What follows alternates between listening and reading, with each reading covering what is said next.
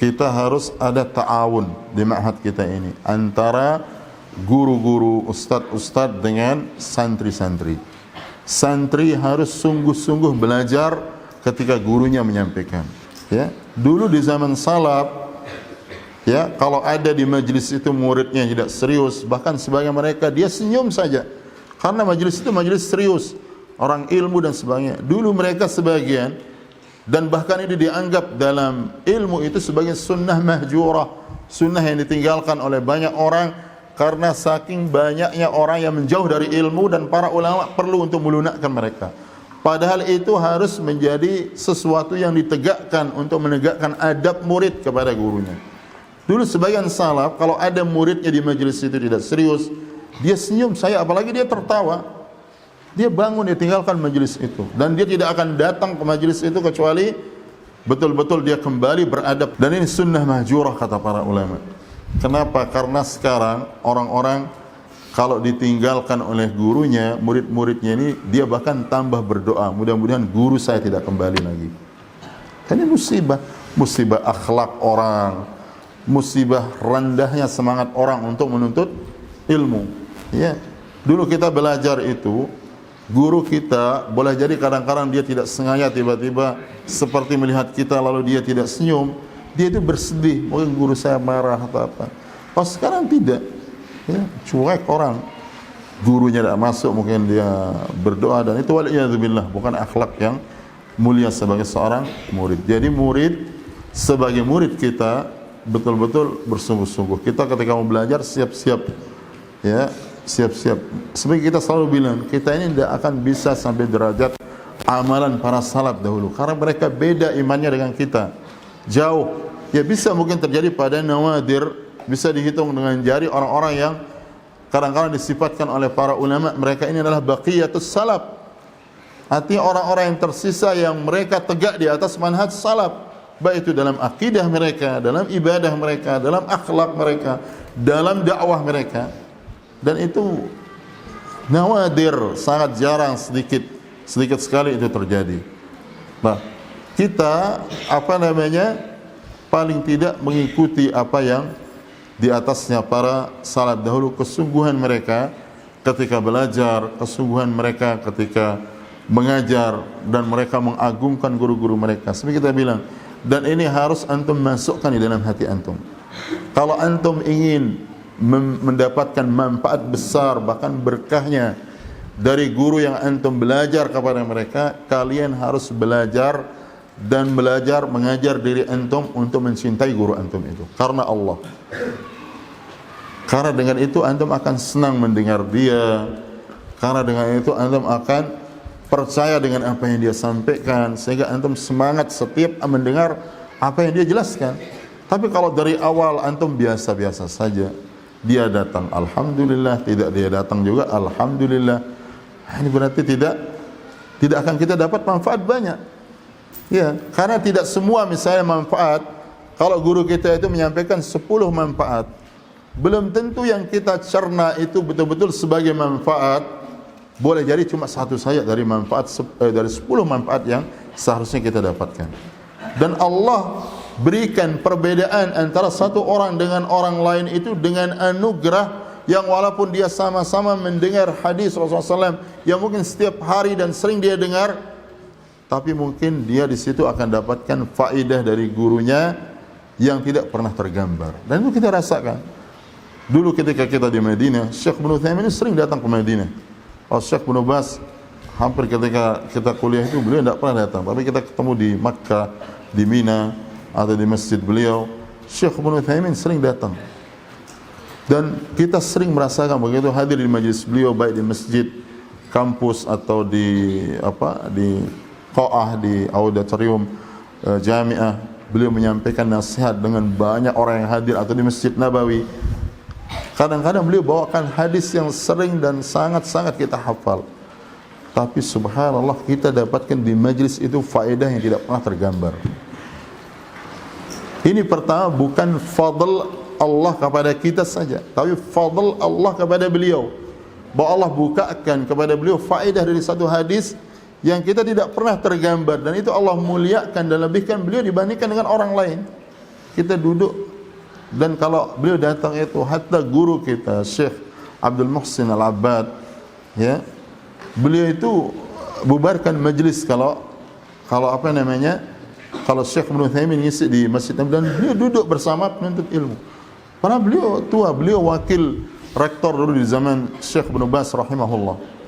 Ya, wakilnya Syekh Ibn Baz, wakil rektor saat itu. Dan beliau orang sepuh, orang tua, ahli hadis di zaman ini. Ya, mungkin beliau, saya tidak tahu umurnya, mungkin 80-an lebih atau hampir 90 umur beliau. Ya. Beliau duduk di majlis juga bersama masyayikh-masyayikh kita yang lain di majlis Syekh Ibn Utsaimin rahimahullah. Padahal Syekh Ibn Utsaimin memuliakan beliau. Mereka saling memuliakan satu sama lain. Ya. Nah, oleh karena itu, dan disebutkan kisah misalnya Imam Syafi'i rahimahullah, beliau pernah ziarah ke rumahnya Imam Ahmad ibn Hanbal. Lalu kemudian beliau setelah Isya mudzakarah ilmu, dan kemudian setelah itu istirahat. Ada seorang putri atau putra dari Imam Ahmad mencari tahu, atau putra beliau, apa yang dilakukan oleh Imam Syafi'i di malam hari itu. Beliau cuma istirahat, kadang-kadang ini yang dia dengar. Kemudian dia mengatakan tidak ada sesuatu yang istimewa artinya dalam hatinya Imam Syafi'i ini, pada beliau imam yang dikenal dan sebagainya. Hanya besok paginya begitu selesai salat subuh, kemudian beliau duduk bersama Imam Ahmad mudzakarah, lalu kemudian beliau menyampaikan bahwasanya hadis bulan ini tadi malam saya ta'ammul, saya tadabbur, saya renungi, saya renungkan, ya. Ternyata di situ ada sekian faedah yang berkaitan dengan hadis ini. Jadi Allah bukakan faedah yang banyak, ya. Dan itu lebih lebih mulia, karena menuntut ilmu ini jauh lebih mulia daripada nawafilut ta'at. Dia menuntut ilmu ini lebih mulia daripada salat-salat sunnah, lebih mulia dari puasa-puasa sunnah, dan juga ibadah-ibadah sunnah yang lain. Ya. Idza sahhat an-nawaya, kalau kita punya niat itu apa? Benar, punya niat itu lurus. Ya, kita kembali, kita sebagai murid dan juga guru-guru yang mengajar kita ta'awun 'alal birri wat taqwa. Wa ta'awanu 'alal birri wat taqwa wa la ta'awanu 'alal ismi wal 'udwan. Saling tolong-menolong kalian dalam kebaikan dan ketakwaan, dan jangan kalian saling tolong-menolong dalam perbuatan dosa dan permusuhan. Ya, karena dosa itu memunculkan permusuhan. Yang menyebabkan orang itu bermusuhan karena dosa, karena kekufuran. Seperti ayat kita sebutkan tadi. Orang-orang jahilah dulu bermusuhan satu sama lain, satu kabilah, satu keluarga, karena mereka tidak ada Islam, tidak ada iman, tidak ada sunnah. Dosa itu memunculkan permusuhan. Sunnah itu memunculkan apa? Persaudaraan, kecintaan satu sama lain, dan seterusnya. Ya. Rasulullah SAW mengatakan misalnya tentang hadiah, tahaddu, tahabu, saling mencintai, saling memberi hadiahlah kalian, karena dengan sebab itu kalian saling mencintai.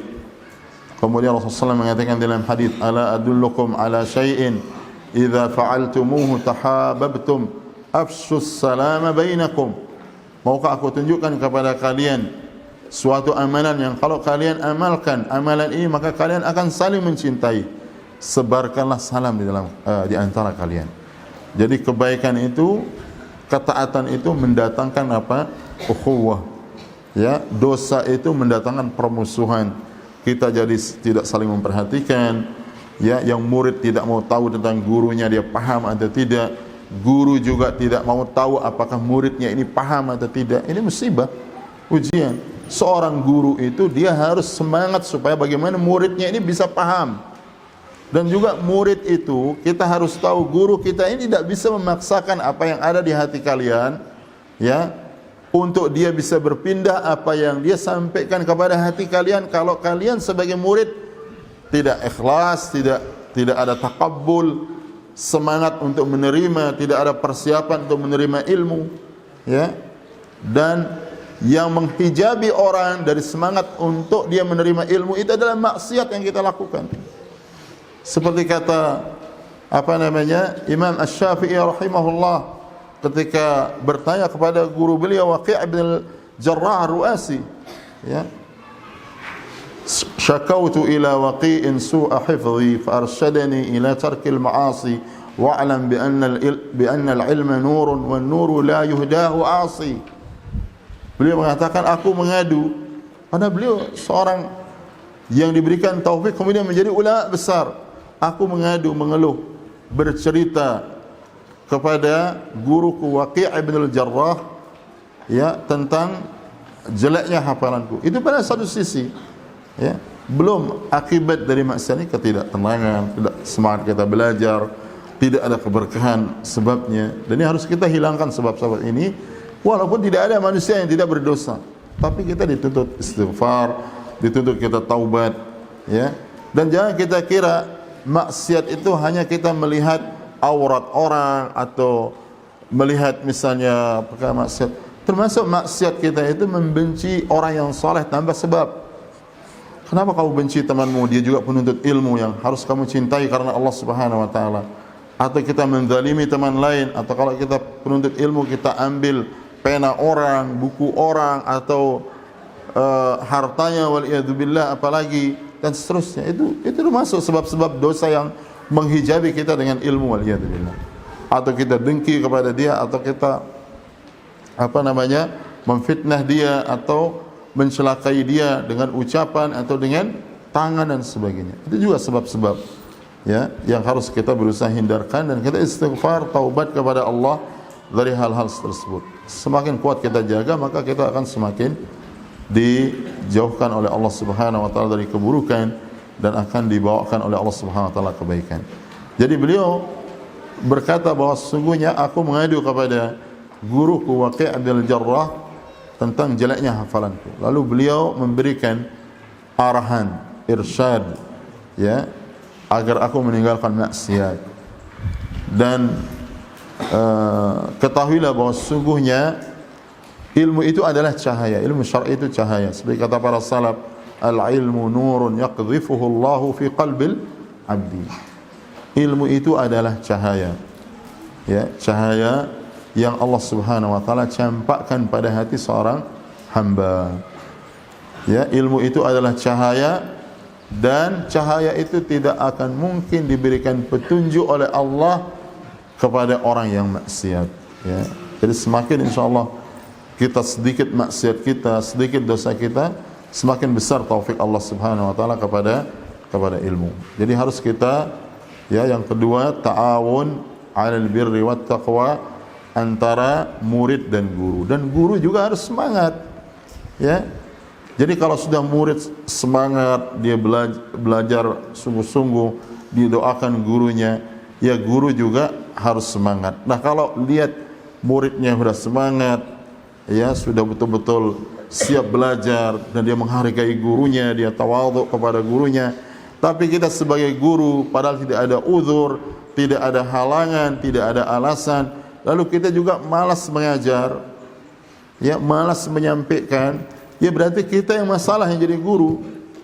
Berarti kita sebagai guru ini harus berdoa kepada Allah dengan istighfar, dengan taubat, supaya kita dikembalikan untuk bersemangat. Mungkin kita ada masalah yang menjadikan kita itu, dan tidak boleh kita biarkan diri kita. Dan juga kita sebagai guru itu jangan semata karena kita menjadi guru itu hanya menyampaikan untuk menyampaikan karena itu kewajiban saya, atau karena itu akad saya dengan pondok, atau kontrak saya dengan pondok. Tidak. Ini kewajiban kita untuk menyampaikan ilmu, baik kita dibalas ataupun tidak dibalas. Ya, kalau kita diberikan taufik oleh Allah betul-betul mengajarkan ilmu itu, ya, seperti kata sebagian salaf, alim majjanan kama tu'allamu majjanan. Kamu sampaikan ilmu itu dengan sukarela, dengan tanpa ada pamrih, sebagaimana kamu juga dulu menuntut ilmu dengan tanpa pamrih kamu dapatkan dari guru-gurumu. Ya, kalau kita bisa seperti itu, maka itu kebaikan di atas kebaikan. Karena mungkin Allah berikan kita sebab-sebab kita untuk kuat, atau kita memiliki ma'isyah tersendiri yang kita bisa menuntut ilmu dengan sebab. Itu kebaikan di atas kebaikan. Nah, kalaupun kita ada hal-hal seperti itu, maka itu sesuatu yang tidak ada masalah, tetapi juga apa namanya, semangat kita untuk menyampaikan ilmu itu betul-betul karena kita diberikan taufik oleh Allah Subhanahu wa taala. Artinya kalau murid kita udah semangat dan sebagainya, tapi kita tanpa alasan, ya, apalagi yang musibah ya ikhwah.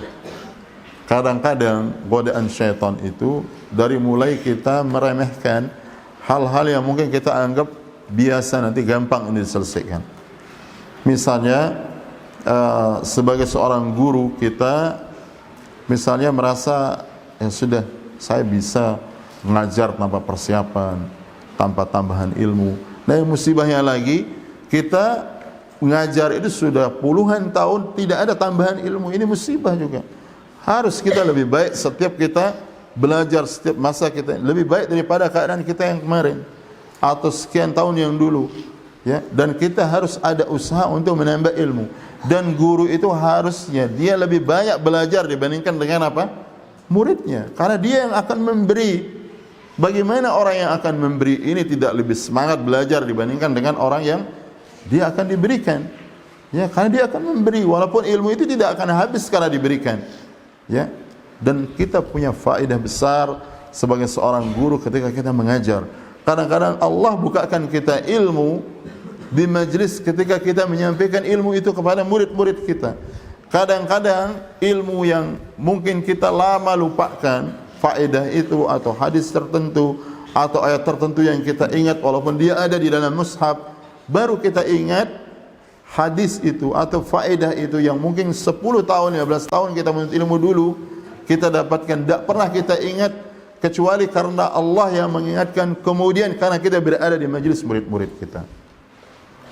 Dan begitu kita semakin banyak menyampaikan ilmu, taklim tentang kebaikan, semakin banyak doa-doa dari malaikat sebelumnya, ampunan rahmat dari Allah, kemudian ikan-ikan yang banyak yang tidak terhitung itu yang kita sebutkan.